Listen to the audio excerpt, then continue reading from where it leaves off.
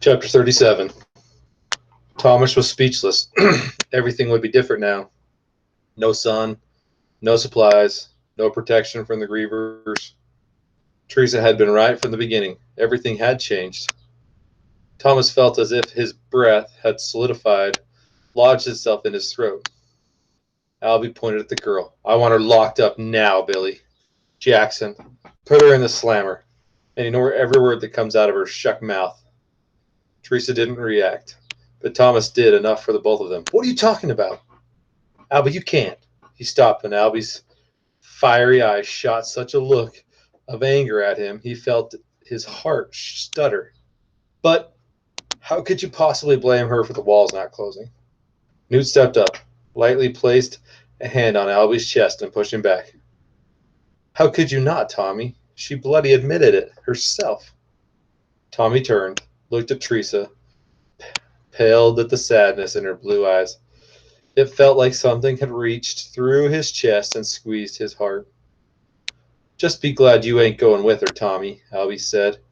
He gave both of them one last glare before leaving. Thomas had never wanted so badly to punch someone.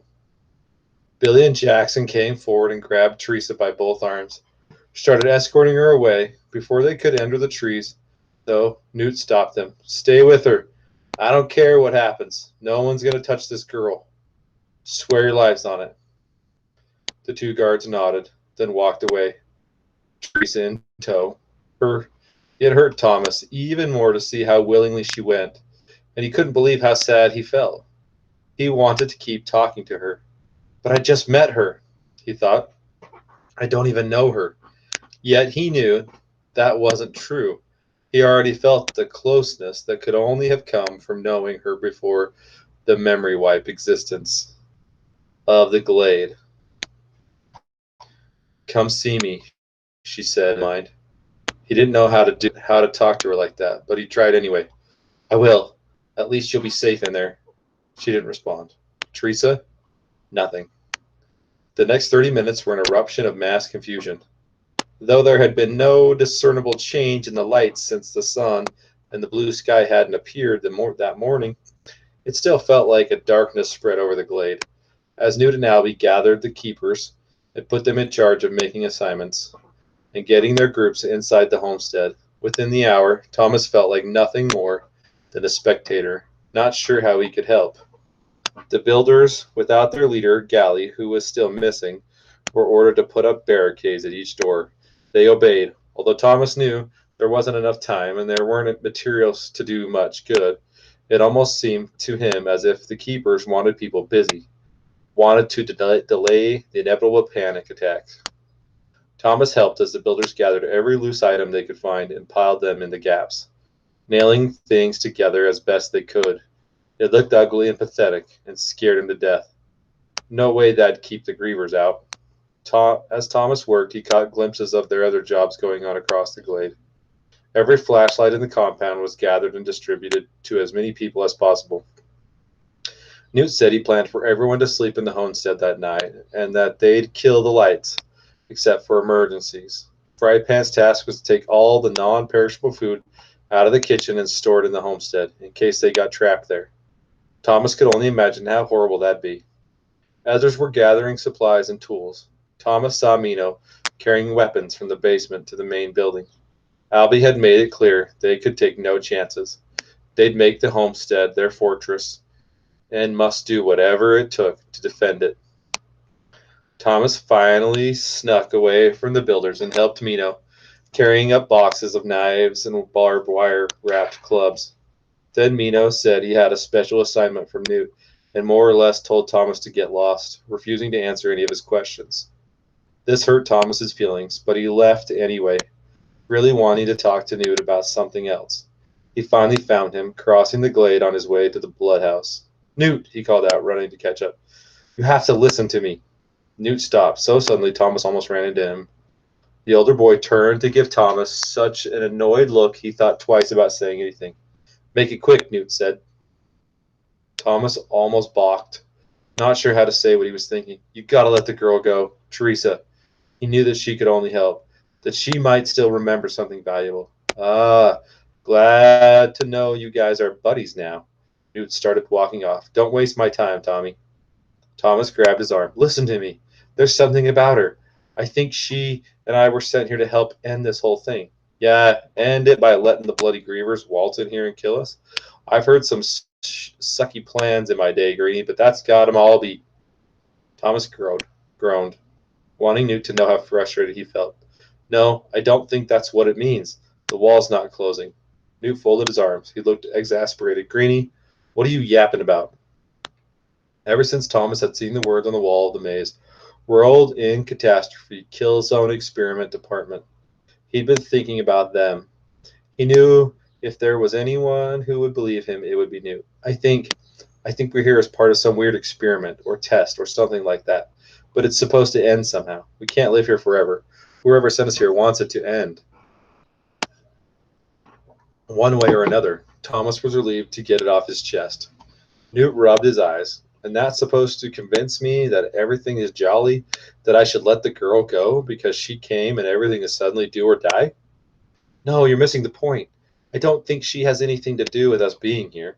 She's just a pawn. They sent her here as our last tool or hint or whatever to help us get out. Thomas took a deep breath. And I think they sent me too. Just because she was the trigger for the ending doesn't make her bad. Newt looked toward the slammer. You know what I'm don't bug and care right now. She can handle one night in there. If anything, she'll be safer than us. Thomas nodded, sensing a compromise. Okay, we get through tomorrow when we have a whole day of safety. We can figure out what to do with her, figure out what we're supposed to do. Snorted. Tommy, what's going to make tomorrow any different? It's been 2 bloody years, you know. Thomas had an overwhelming feeling that all this changes were a spur, a catalyst for the end game. Because now we have to solve it. We'll be forced to. We can't live that way anymore. Day to day, and thinking that what matters most is getting back to the glade before the doors close, snug and safe. Newt thought a minute as he stood there. The bustle of the glader preparation surrounded both of them. Dig deeper. Stay out there while the walls are moved. Exactly, Thomas said. It's exactly what I'm talking about. And maybe we could barricade or blow up the entrance to the Griever hole. Buy time to analyze the maze. Albie's the one who let the girl who's Albie's the one who won't let the girl, Dude said, with a nod toward the homestead. That guy's not too high on you two shanks. But right now, we just gotta slim ourselves and get to the wake up. Thomas nodded. We can fight him off.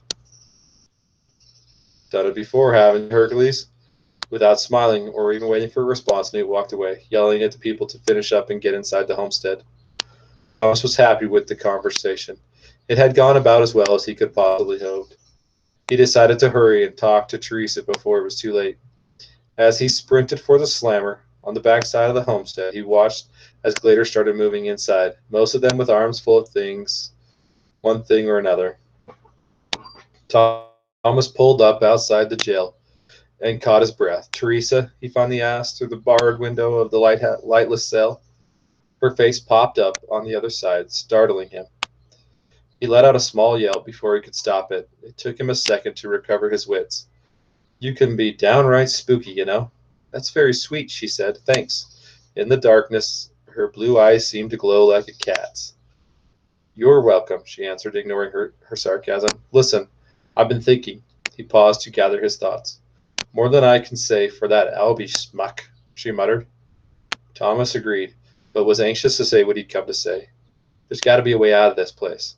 We just have to push it, stay out in the maze longer. And what you wrote on your arm, and what you said out about the code, it all has to mean something, right? It has to, he thought. He couldn't help feeling some hope. Yeah, I've been thinking the same thing, but first, can't you get me out of here? Her hands appeared, gripping the bars of the window. Thomas felt a ridiculous urge to reach out and touch them. Well, Newt said, maybe tomorrow. Thomas was just glad he'd gotten that much of a concession. You'll have to make it through the night in there. It might actually be the safest place in the glade. Thanks for asking. Thanks for asking him. Should be fun sleeping on this cold floor. She motioned behind her with a thumb. Though I guess a griever can't squeeze through this window, so I'll be happy, right? The mention of Griever surprised him. He didn't remember talking about them to her yet. Teresa, are you sure you've forgotten everything? She thought for a second. It's weird. I guess I do remember some stuff. Unless I just heard people talking while I was in the coma. Well, I guess it doesn't matter right now. I just wanted to see you before I went inside for the night. But he didn't want to leave. He almost wished he could get thrown in the slammer with her. He grinned inside. He could only imagine Newt's response to that request. Tom, Teresa said. Thomas realized he was staring off in a daze. Oh, sorry, yeah. Her hand slipped back inside, disappeared. All he could see were her eyes, the pale glow of her white skin. I don't know if I can do this. Stay in this jail all night? Thomas felt an incredible sadness. He wanted to steal Newt's keys and help her escape, but he knew that was a ridiculous idea. She'd just have to suffer and make do. He stared into those glowing eyes. At least it won't get completely dark. Looks like we're stuck with this twilight junk 24 hours a day. Yeah. She looked past him at the homestead, then focused on him again. I'm a tough girl. I'll be okay. Thomas felt horrible, leaving her there, but he knew he had no choice. I'll make sure they let you out first thing tomorrow, okay? She smiled, making him feel better. That's a promise, right? Promise. Tap. Thomas tapped his right temple. And if you get lonely, you can talk to me with your trick all you want. I'll try to answer back. He'd accepted it now, almost wanted it. He just hoped he could figure out how to talk back, so they could have a conversation. You'll get it soon, Teresa said in his mind. I wish. He stood there, really not wanting to leave. At all. Better go, she said. I don't want your brutal murder on my conscience. Thomas managed his own smile at that. All right. See you tomorrow. And before he could change his mind, he slipped away, heading around the corner toward the front door of the homestead. Just as the last couple of gladers were entering, Newt shooing them in like errant chickens. Thomas stepped inside as well, followed by Newt, who closed the door behind him. Just before it latched shut, Thomas thought he'd heard the first eerie moan of a grievers coming from somewhere deep in the maze. The night had begun.